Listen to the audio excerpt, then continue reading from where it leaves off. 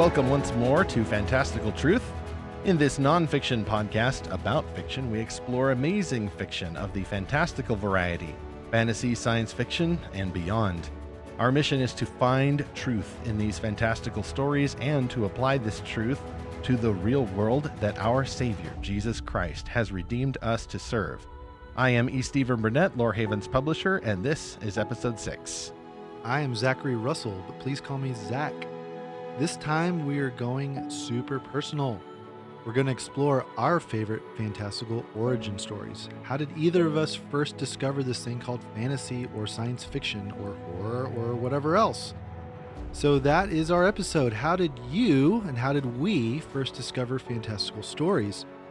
Steve and I are going to share some of our own memories, but we're also going to share your stories that you've sent us, our listeners. So thank you for sending those stories. I can't wait to share those with you. Those have been some amazing tales, and like Zach said, we're going to kind of splice those in. We're going to take turns sharing our stories, which of course either of us know very well from the different ways that we grew up, and then we're going to intersperse that with some of the amazing notes that our listeners have sent us over the past several weeks. Thought as I was outlining this, Zach, we'd start with, of course, the very beginning, the early childhood. Like, what are some of the first? I guess it could be any kind of story, really, but Sure. It just, at least for me, it seems that as a small child, the stories that stick with me the most are the ones that are the kind that have magic in them, or time travel, or robots, or magical time traveling robots.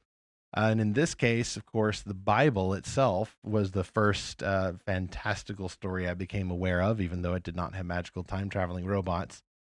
But to me, They really should put that in there. well, they should. And there was one series that did. And oddly enough, I don't remember as a child ever getting the two confused. There was an animated series called Superbook. That was the English translation, because this wasn't just an animated series in the 1980s. It was an anime series. There was a Bible anime. So any of you nerds, any of you fans out there have ever been watching some anime on Crunchyroll or Funimation or something, thought, oh man, there should really be a Bible anime. Yeah, they did it. And back when Christians were cool-ish in the 1980s, actually, there was a whole network, the Christian Broadcasting Network, CBN. The name survives to this day, even though it's not a whole television cable channel now. But they produced in 1981 is when it released. October 1st, 1981, according to Wikipedia. The first episode aired, co-produced by Christian Broadcasting Network and Tatsunoko Productions in Japan. They produced an anime called Anime Oyako Gekijo. I completely ruined that That's pretty close. pronunciation. Okay, I do watch a lot of anime, and I do watch it subbed, so I hope that gets in there, but I don't know an ounce of Japanese beyond the conversational niceties. The rough translated title of that is Animated Parent and Child Theater. I honestly like the term Superbook better. It literally was about a magical book that opened up and spoke with a voice as unto the voice of God and took normal, everyday white 1980s children into the Bible stories, along with their magical time-traveling robot, Gizmo. It's funny how every good Japanese show has such a long title that then it gets turned into one or two words in English. I'm not really sure why that is, but anyway, that's a whole other thing. But Well, I think they've gotten a little bit better at that. One of the most popular manga and anime right now is My Hero Academia, which is the English translation of Boku no Hero Academia. And the titles, of course, like to blend English and Japanese words too, and often put in the word zero for some reason. Oh, they really like the word zero. So there's no zero in the title Animated Parent and Child Theater, but it actually ran, the stories covered, it was mostly the Old Testament, but then they had a few New Testament episodes in 1981 and 1982. I caught up to these when they were on reruns. I'm not that old to have even been alive at that time. So what did you love about this series, Stephen? It was a magical time traveling robot, Zach, and the Bible story. So there was it took kids to Bible times. Exactly, and it was little boy Chris and his totally platonic girl friend Joy and their magical time traveling robot Gizmo, who could wind up and then occasionally could shoot fireworks out of his head. They had to wind up the robot Yes. to go back in time? Yeah, well, he wasn't the time traveling device. Superbook was. Oh, okay. And this is where the fantasy comes in, because although there's time travel, I mean, Superbook is a magical talking book. He opens his pages, light shines out, and you get zapped into the time vortex, which in the sequel series kind of looked a little like the Doctor Who time vortex. So I wonder if there was a little cross-pollination of the imagery there. So you're saying Christians made time travel cool first? Well, to me, they did. Yeah. Yeah. I mean, there was a whirling This was vortex before of Back to shapes the and colors Future. and everything. Oh, it kind of was, wasn't it? Yeah. Yeah. Because that was that's true. 85, right? Yeah. No, Yeah. this is, I mean, this is genuinely creative. Okay. I actually think it's aged pretty well. And it was a dub that I saw it in, obviously. Well, why did they make this? Like, what's the backstory? That's the thing. I don't know. I don't know the backstory. I think there may be on YouTube where I found like one, somebody had recorded on VHS, like a documentary that had aired on CBN about the missionary effort where they were putting this together or something. I would have to check it out. We could do a whole other episode about this. There was also a sequel series called Superbook 2 was the English version. It was Pasocon Torabero Tanti Pasocon Torabero Tanti and Don, literally personal computer travel detective team, which I think is just boss. Cool. So, And that actually describes it pretty well, because in this case, there's a little pet dog that gets zapped into the personal computer, which has now become the time travel device. And again, back then, personal computers were like the iPhone in 2006. Like this was the cutting edge technology in 1983. My birth year, actually, is when the sequel series. That was actually my favorite. The animation was better. They delved a little deeper into the Bible stories. Instead of wrapping up the tale of Joseph in 25 minutes, they would do a 4-parter, and everything was just more serious. So I like that. CBN also? That was CBN also, and presumably Tatsunoko Productions. And the dub cast of Kimba the White Lion. Basically that same cast back when there wasn't a cottage industry for dubbing anime. There was at least that one cast that did it. And did they ever see Jesus on like the crucifixion? Yes. Oh, okay. Well, the sequel series only went from Abraham to King Hezekiah. Uh-huh. So they didn't get to the New Testament, and they didn't even go back to the Garden of Eden. Did they change anything? Oh, stuff was changed all the time. But stuff was changed even worse in another series called The Flying House, which also had a magical time traveling robot, or just a robot. It wasn't as much magic there. Instead, the time travel device was a house, which had a time machine and flew, and focused exclusively on New Testament stories. But did they change anything like critical to our doctrine? I would think the Flying House did. Oh, wow. Every once in a while, you could tell the consultant for the script was probably a mainline denomination who wanted to emphasize the Jesus really cared for people, and then so they changed Jesus' words every once in a while. Oh, wow. Yes. So, I mean, this is like time travel 101. Don't step on something or, you'll bring about the apocalypse. Well, I would say that for me, it was a bit of an early lesson in discernment. I mean, this was first class entertainment when I was growing up, and you couldn't get smartphones or even a whole lot of cable at first. These episodes were available on VHS tapes in Christian bookstores nationwide back when there were physical Christian bookstore chains that weren't just Mardell. And VHSs. Yes. And it was, I look back on this with fondness, and I think that this did, this put that little idea in my head that, hey, the Bible is fantastical, and you can mix, with care, the true words of God and the true account of Christ and God's actions in the universe with a magical time traveling robot.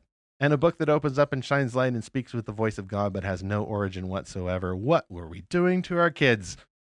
Again, I never questioned it. I think maybe when I hit puberty or something, I thought, this is kind of problematic. What's is Superbook God?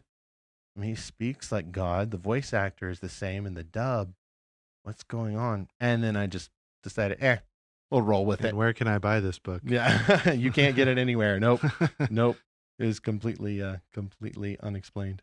Well, that's really cool to hear all that, Stephen. So I did not grow up with Christian media stuff that I can really remember. I mean, we went to church, so I probably saw some things in church, but I just don't remember any series like this growing up. But I am a Star Wars kid, so I'm a generation, what do you call it? I'm the Zennial generation. I'm the generation. Yeah, something like that. Right. So just at the edge, born the a little top edge before of Gen you. X and right before millennial. Yeah. And so Empire Strikes Back came out in 1980.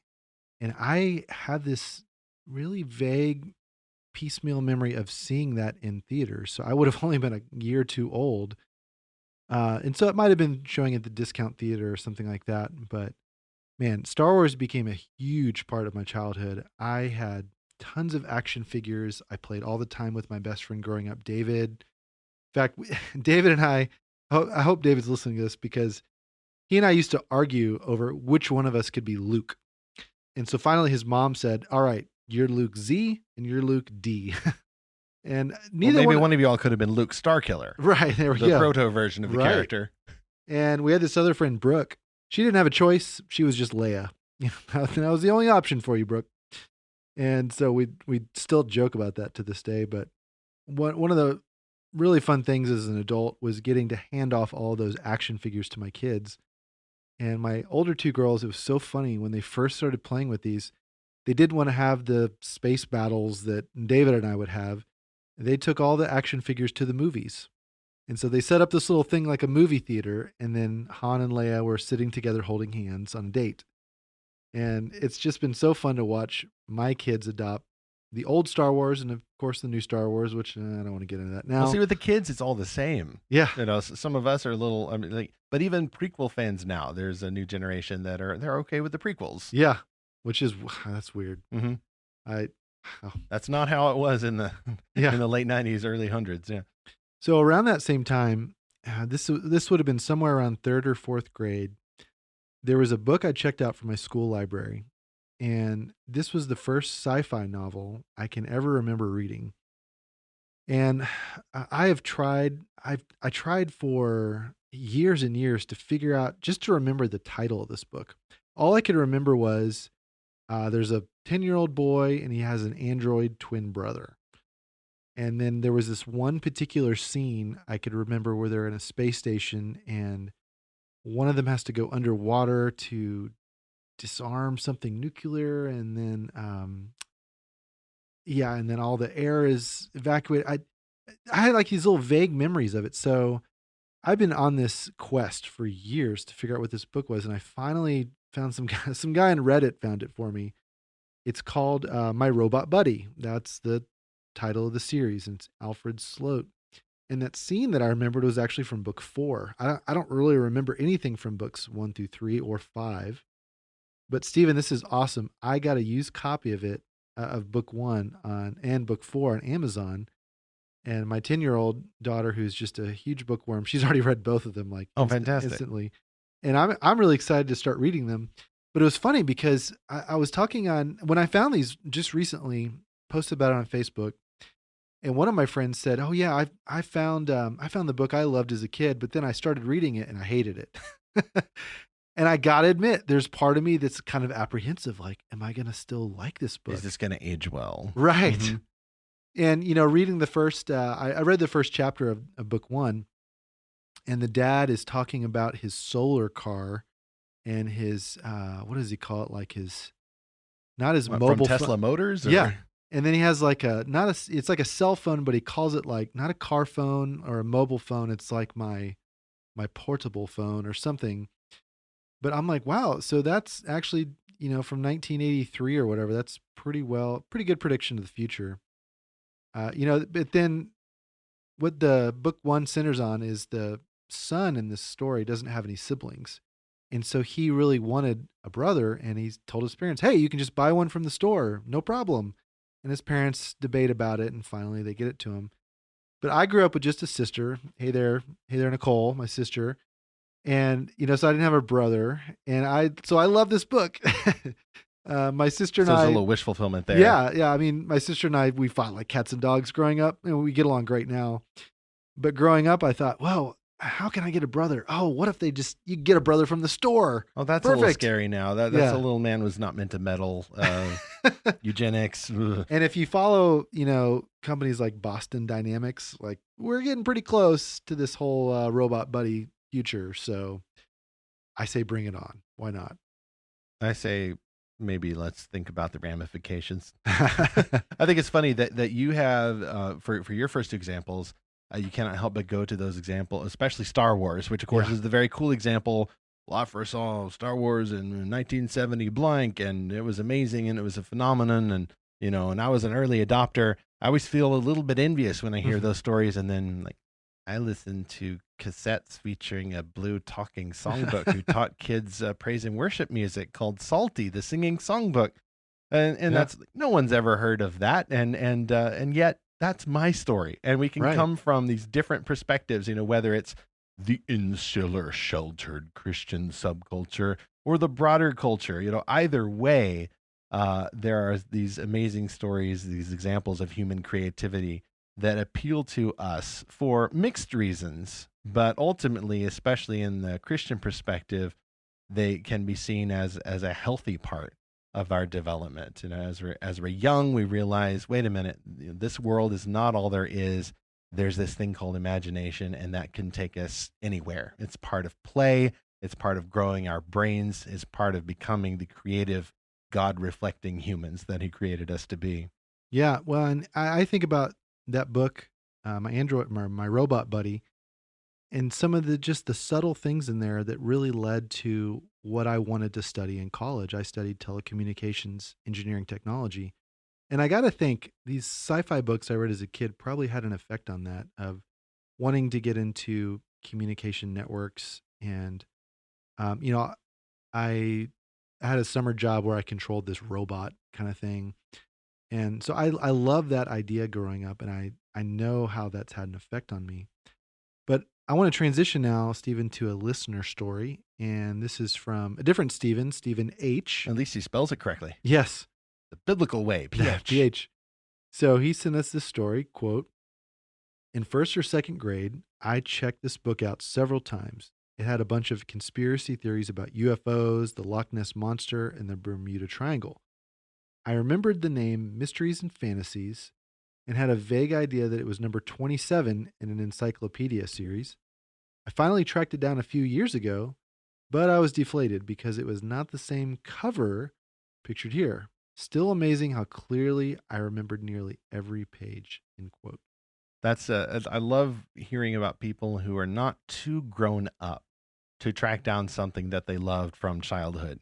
And even now, like if you grew up with a particular TV show, you can find it. It doesn't have to be printed on VHS or even DVD or Blu-ray somewhere. Even if it's not on one of the many streaming services we're getting, it's probably been uploaded somewhere, even questionably so.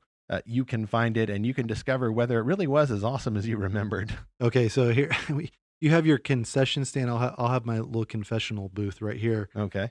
One of my other favorite cartoons growing up was Fluffy Dogs.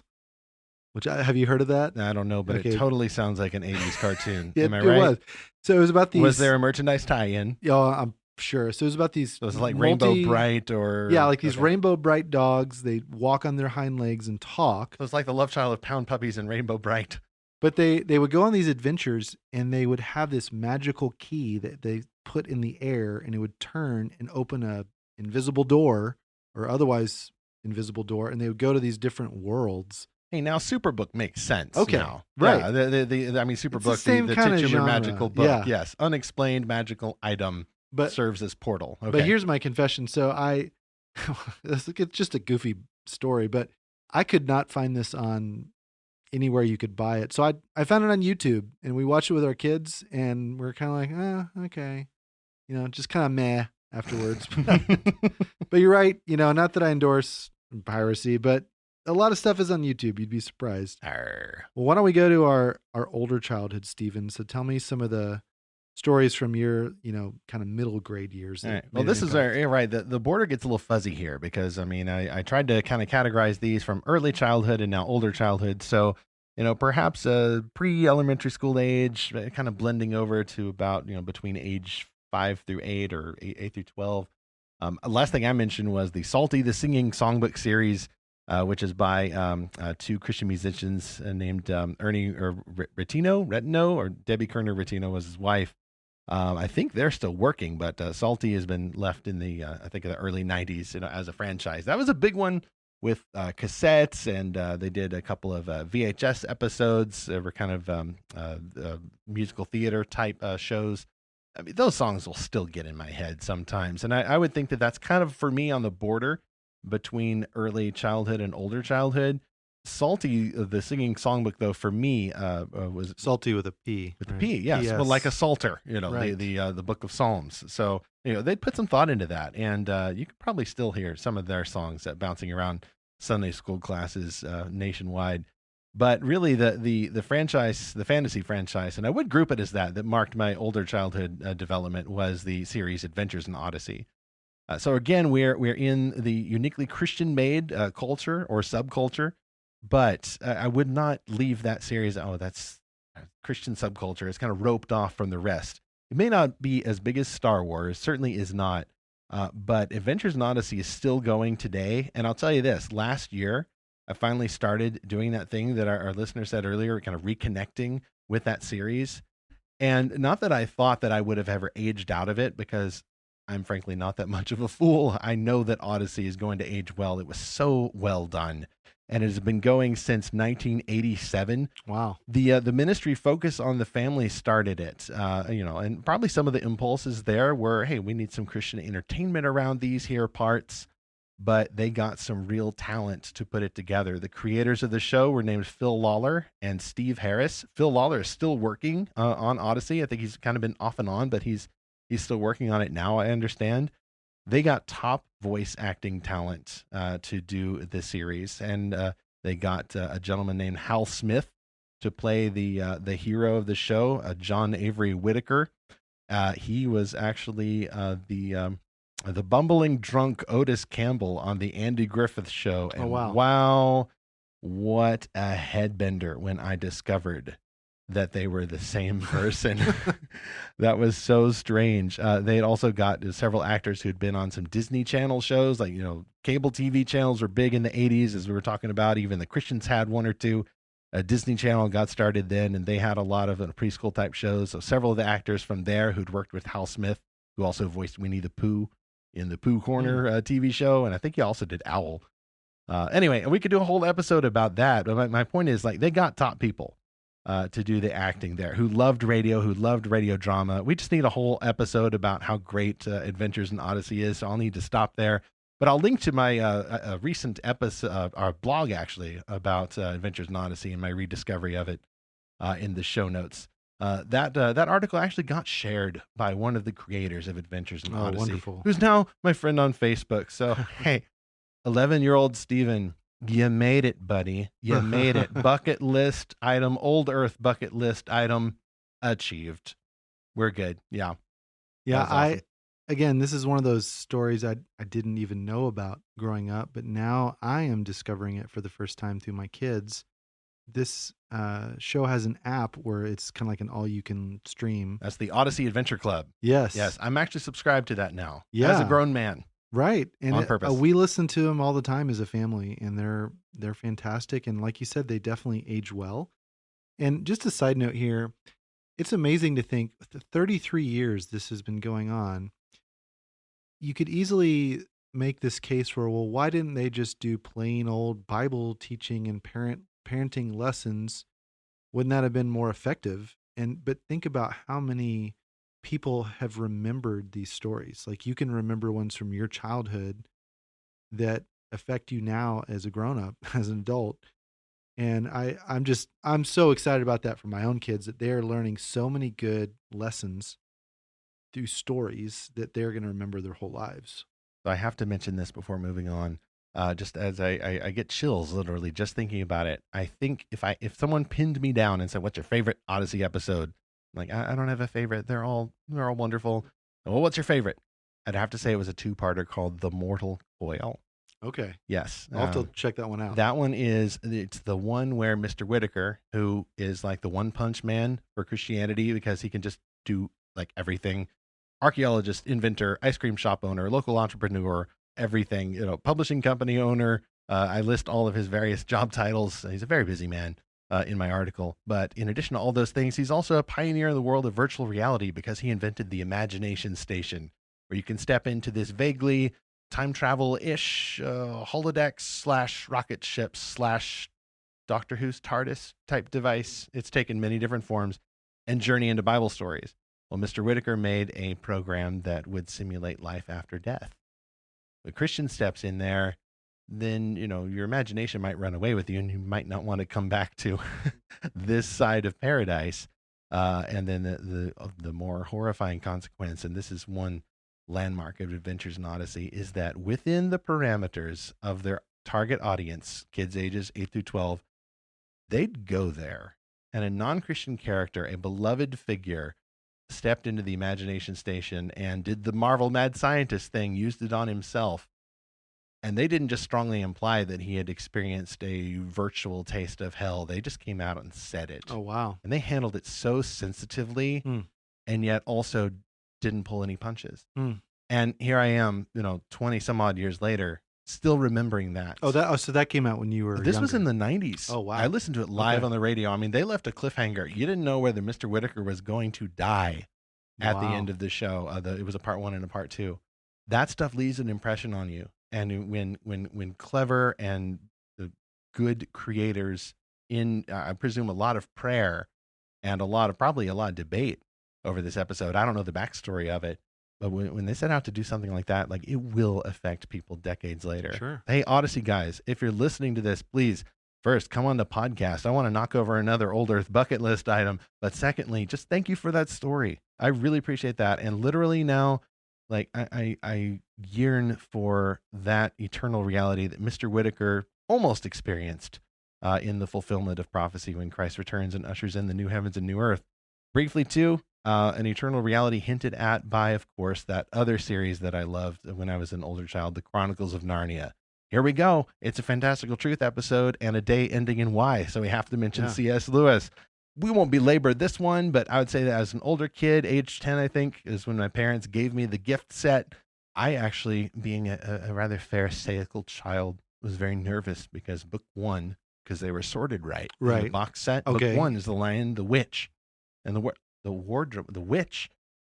Oh, wait, they didn't have Magician's Nephew first? No, because it shouldn't be first. No, I will die on that hill. I will take a nap on that hill. But book 1, The Lion, the Witch, and the Wardrobe. But the witch is that thing that we don't do witches. Can't practice witchcraft. No, we don't say Halloween, and we don't witches. But my parents gave me this book set, and they obviously thought it was okay, so it must have been okay. That's the loophole. It is. And unfortunately, too, I read the books the first time. I've kind of blocked this from my memory, but I think I have to confront this. I read the books for the first time all the wrong ways. I read the openings first.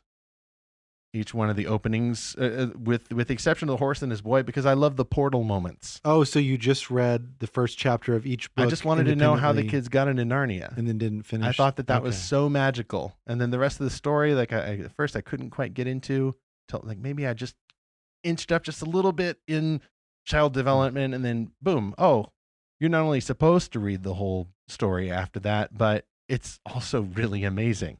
Just as amazing, if not better, than that initial jump from our world to the enchanted land of Narnia and the lands around it. Well, so middle grade years, so I'm just saying from like 5th to 9th grade or something, I was into a very different series. It was called Captain Planet. TV series about these 4 or 5 kids that have these magical rings. Oh, that's a meme now. And it summons, Captain Planet, and now here's some quality religious programming. Oh yes, and Ted Turner, wasn't it? I want to say Ted Turner, my co-author, but no, it's Ted Turner, the founder of CNN and broadcast pioneer. Yeah. I believe this was his. His baby. They were always going after the dirty industrialists. It was like Captain Sludge and It's very obvious bad guys. Mr. Chemical Pollution. But so I totally bought into this worldview and recycling. And I'm not saying you shouldn't recycle, but there is definitely a worldview behind a lot of this because Captain Planet works for Gaia, and so she's this magical goddess of the earth or something. Wasn't she voiced by Whoopi Goldberg? Probably. That sounds about right. But I really wanted that power of the ring with the firepower. Oh, so you did not want to fly around blue without pants? That'd be fun. I just thought, hey, but with pants. I want to. I'm about a teenage boy by this point. I just want fire. Fire is admittedly pretty boss. But in terms of books in this time, around 6th grade, I believe, I was introduced to the Sword of Shannara series. Shannara? I'm pretty sure it's Shannara because I met the author Terry Brooks last year, Shannara. 2019 That Realm sounds Makers. like the Texan way of saying it. I had Shannara. better be pronouncing it correctly after Okay. meeting Terry Brooks. Okay. Terry Brooks, don't listen to this. I've always said it wrong in my head then. I think he may have remarked that everyone says it wrong, but I hope I'm not reversing his correction and the incorrect pronunciation right now. Sort of Shannara, fans. Let us know. I read the Hobbit and Lord of the Rings around the same time. I think actually for class, but I was really into the Shannara books. They just really gripped my imagination. And the other series I was into, and this is one we share, was Star Trek: The Next Generation. So Stephen, growing up, and it's funny, I don't know if this was normal or not for a lot of kids, but I had a television in my room, and Star Trek came on at 9 p.m., which was my bedtime. And I would want to watch it, but my mom would always say, no, you got to turn it off, go to bed, get up for school the next day. So Gen Z listeners, this was in the ancient era in which you had to live according to the TV schedule. That's right. Rather than it serves you. That's right. And there was no DVR even if you're, whatever. But so as a clever, 12-year-old boy, I figured out that I could watch this show at volume 1, like turn the volume all the way down to number 1. And I would kind of lay on my side. I'm trying to like mimic this or whatever. I would lay on my side and hold the remote next to me where you couldn't see it from the doorway. And I would put my thumb on the off button. And then if I heard the doorknob behind me open, I would turn it off and close my eyes, pretend like I wasn't actually watching it. And, to this day, I think my mom listened to this show, but to this day, I still don't know if I fooled my mom with that little routine, but I believed that I did. But that was how I watched Star Trek as a kid, was sneaking it at night. But with Star Trek, what spoke to me in that was the hopeful story arc. So we want to talk about finding biblical truth in fiction. And there's a lot you can say about Star Trek. There's a humanist worldview that's kind of assumed. But at the same time, a lot of other science fiction was very negative or horror oriented, and Star Trek was very positive and hopeful oriented. And I, as a kid at that stage of my life, that's what I really needed. And also in this, just getting a little personal, but those characters were the father figures, the men that I needed in my life, that I needed to look up to. So, I didn't know about Salty. I didn't know about Mr. Whittaker. Mr. Whittaker would have been a much better example, I think, than Picard. Still, if you can't get Mr. Whittaker, then get Jean-Luc Picard. Yeah, it's pretty close. Yeah. All right. So let's go ahead and I'm going to skip through to a listener story here. This is Meg M. Meg, thank you so much for sending this story. Quote, where things really took off for me was probably a beginner book called You Will Go to the Moon by May and Ira Freeman, illustrated by Robert Patterson. I adored that book and remember first having it read to me, then reading it myself at a very young age. I still have it. It combines science fiction with what was then science fact. And I believed every word about a future of rockets, moon landings, exploration, and living off-world. The child in that story was me, and I was going to the moon. Once that door opened, there was no turning back. I gobbled up anything I could find about space and soon tumbled onto the bridge of the Enterprise. And we're back to the Enterprise. There we go. Mm-hmm. So thank you, Meg, for sending that story in. First time, I'm a little envious of you that you discovered Star Trek, specifically The Next Generation, so early. I just never got to it until much later in life, after the range that we're covering here. The first time I saw an episode of The Next Generation was actually The Best of Both Worlds Part 1. Oh, yeah. Season 3 closer. Cliffhanger, Picard has been assimilated. I did not know these characters. I wasn't even that familiar with Star Trek. But that was the first episode you saw. First one I ever saw. What a way to debut, right? Hello, that's the deep end right there. That was amazing. But it was also, it was a high watermark for the series. Just imagine if I had seen the episode where Counselor Troy gets pregnant first. I actually think that's a very pro-life episode, but it probably is not the best one of the series, and Best of Both Worlds was a cultural phenomenon at the time when it aired, and I saw the rerun. How old were you when you saw that? I don't remember, but it was probably college age. Okay. It wasn't very early. and yet I'd somehow never gotten into Star Trek, even though I wanted to. Well, this definitely got me into it. I rectified that oversight immediately. Anyway, skipping ahead from Adventures in Odyssey we'll just jump into the teenage years here. And by the way, this is by no means the only episode of Fantastical Truth in which we will explore these from either our perspective or from listener feedback. Each one of these stories that we're talking about could have its own episode, and in fact, we already have some planned. Even for my first teenage fandom, I think it really counts. I read like Frank Peretti's books here. This Present Darkness, Piercing the Darkness, his two supernatural thrillers, and then like my mom had read those. I mean, those were big in the 80s when I've heard of Peretti those. wrote I've never read them. Right, we're actually going to talk about that first book, This Present Darkness, in a few episodes from now. There was also a few other Peretti novels and just other solid Christian-made novels that I read. Now, disclaimer: we did not have, when I was growing up, any kind of we don't read secular novels here. There was no rule about that. There was no creepy church environment, nothing like that. But yes, I was homeschooled, and that probably had something to do with my emphasis on Christian-made media. But it was just where I was or where my family was, which also led me, though, striking off on my own. My parents did not get these books. I got these books. So it's the first fandom that I discovered independently was the Left Behind series. Okay, here we go. Yes, first book released, I believe it was 1995. This is one of the first things you and I ever talked about. Right, it is. Because I still have, you never forget your first fandom. And although I had a few before this is the first one that I can genuinely say, I found this. I didn't have a friend who found it. I didn't have parents or someone at church tell me about it. I was literally in a bookstore. I think it was at a Bible theme park in Arkansas, maybe in 1997. So a couple of years after the first book had released. And so you were in high school around this time. Right, exactly. Okay. Yes.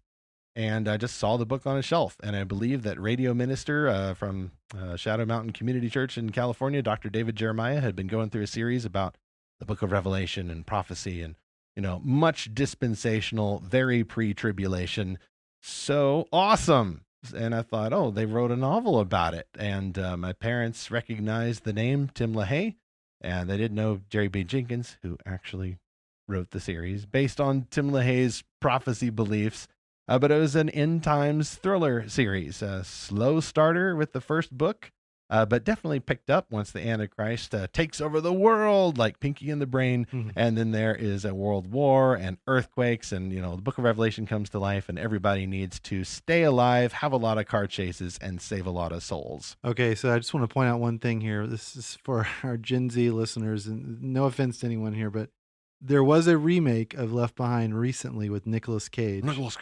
And so we are talking about the books. Yeah, the books that came out over 25 years ago? Well, 1995, 2020 as we sit here. And yes. Oh, wow. Confusingly, there was also a movie that came out in 1998 of 99. The one with Kirk Cameron. Yes. So, Stephen, that is how I discovered that series. I was a freshman. Oh, was it now? Yeah. This is news to me, y'all. I'm not putting this on. I didn't know this. Okay. So, I was just then kind of getting into the world of Christian stories and books and movies and whatever. But coming into it from the outside. Yeah. Yes. And so Left Behind, I think Left Behind was the very first overtly Christian movie I ever saw that I can remember right now. But Christian-made movie, Christian ideas. Yeah, okay, gotcha. like kind of in that. So then they go up to, what is it, episode 3 about the definition of Christian movie. Yeah. Right. So it was in that inner circle of the concentric circles. Right. A book story about Christianity for Christians, mm-hmm. pretty much. Mm-hmm.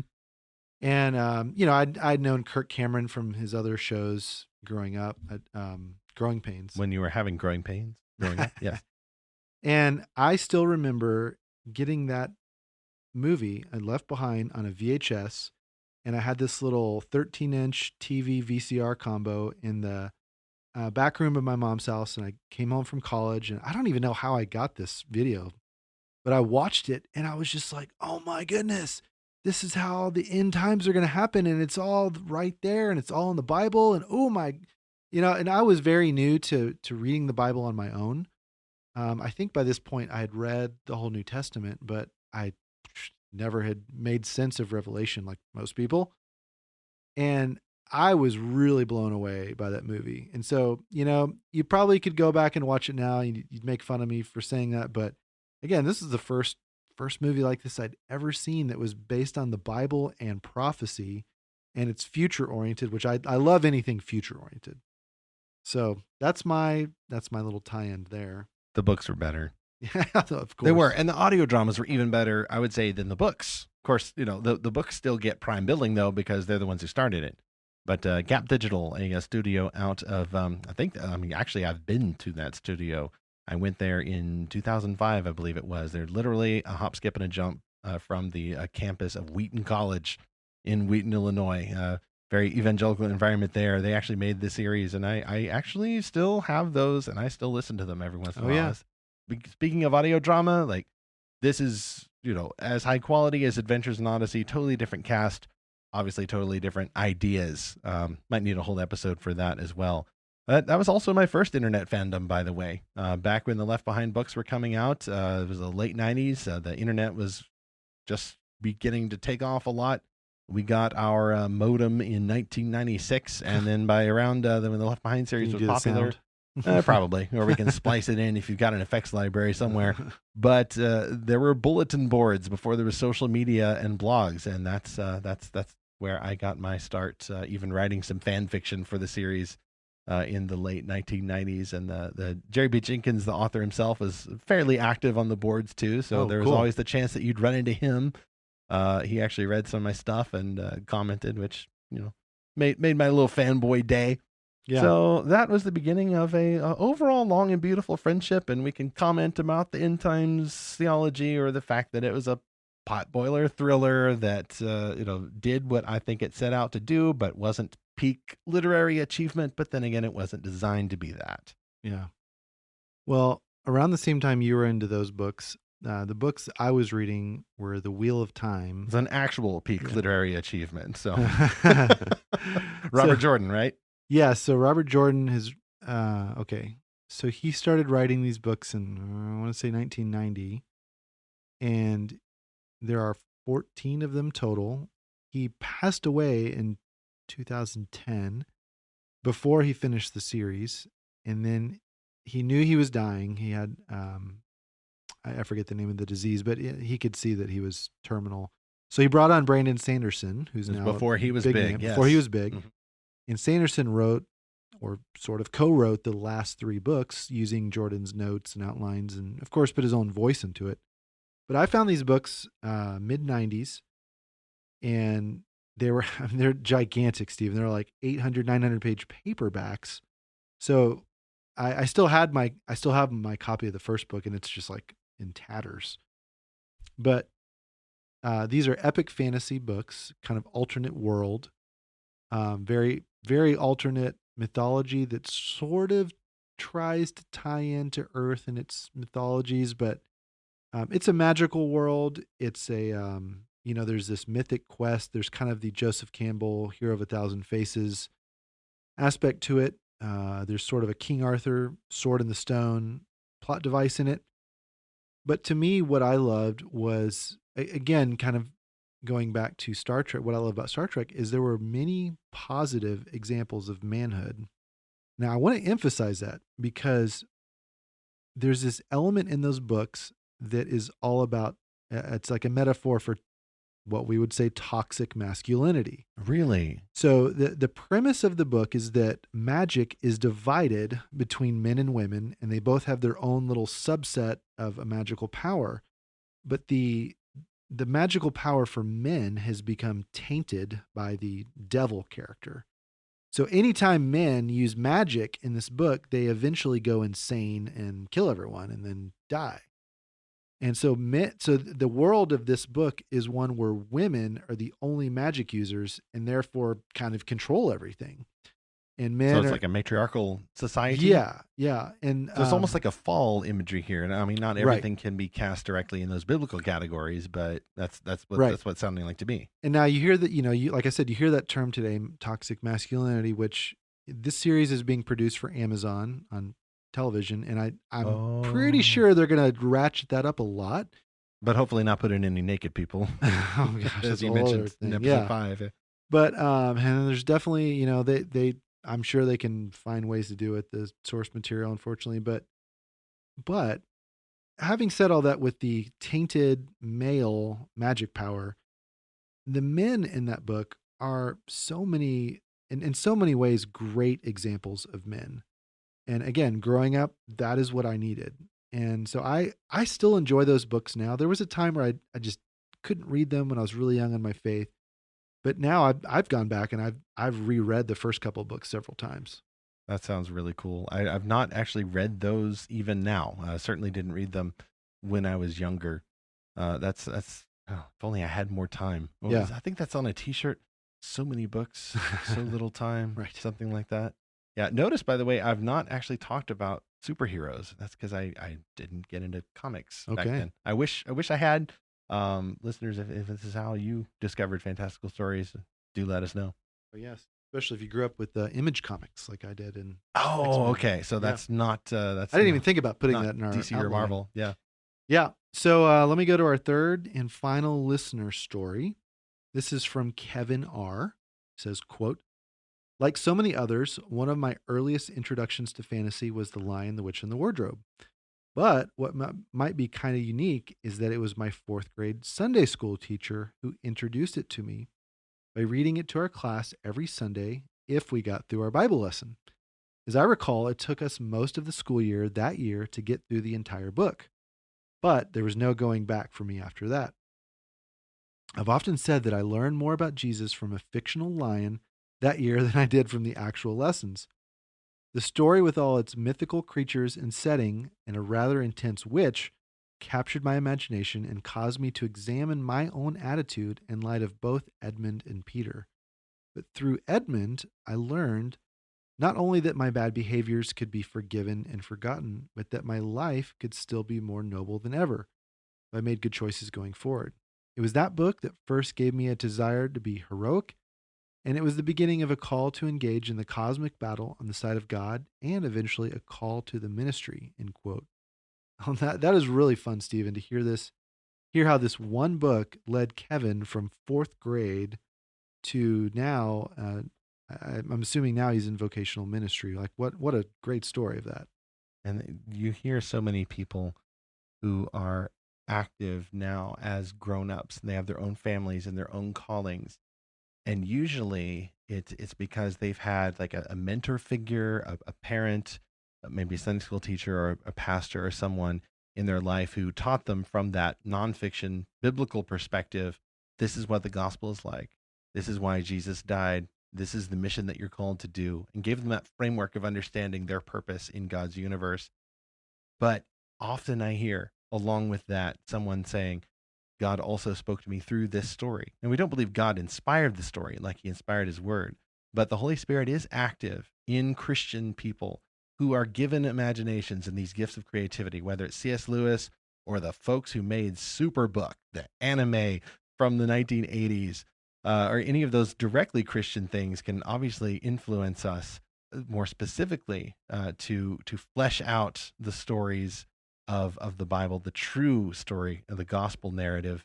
And yet also, because we believe that the Holy Spirit is active in other ways in the world, which we in theologians would call common grace, we find how we can be drawn toward God's big true story of the gospel through even the images that are dimly reflected in Star Wars. Anytime you got a hero's journey, it's going to reflect the journey of Christ in some way, even if it's broken or hard to see sometimes. And the only way to clarify it for sure is through the gospel itself, by hearing the word of God. But it's just really cool to hear, whether it's the Wheel of Time or maybe even Captain Planet, or maybe even the 1999 Left Behind movie. We think that the Holy Spirit can be active through all of those. I do want to say real quick that one of my biggest growth forward in truth and imagination was with the 1998 animated film, The Prince of Egypt. Oh, yeah. I would love to do a whole I had that on my podcast list to talk that about. one. We'll have to talk about that. Anyway, just so many influences, so little time. We could do a whole episode on that one, particularly because there's literally going to be a Broadway musical based on The Prince of Egypt, wow. with new songs and everything. That's an underappreciated jewel from the early days of DreamWorks. Some Christian influence there. Even some Jewish influence in the Mhm. creation of this amazing movie, and it kind of in a interesting transition period between traditional Disney style animation and computer animation. This is one of the last really fine animated films, and the music by Hans Zimmer and Steven Schwartz is astoundingly good.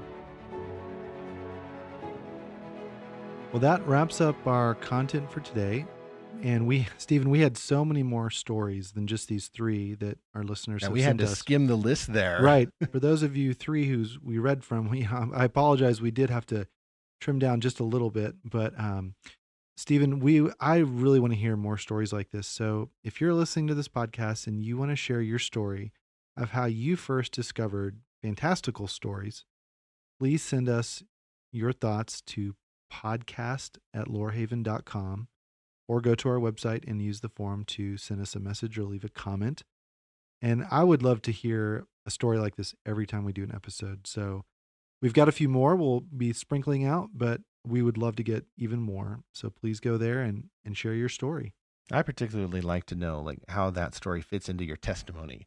Yeah. Christians, whether throughout the ages of evangelicaldom in America and beyond, like to share their testimonies at summer camps or revival meetings or prayer meetings or just regular church conversations or home conversations. And I think more and more we need to be seeing how God has used those amazing stories that he's put in the world or among Christ's people or both. How do those connect to the way that Jesus not only saved you, but is growing you to become more like him day by day? And as long as we keep getting your stories like these, we will feature them in episodes going forward. We'd love to hear from you.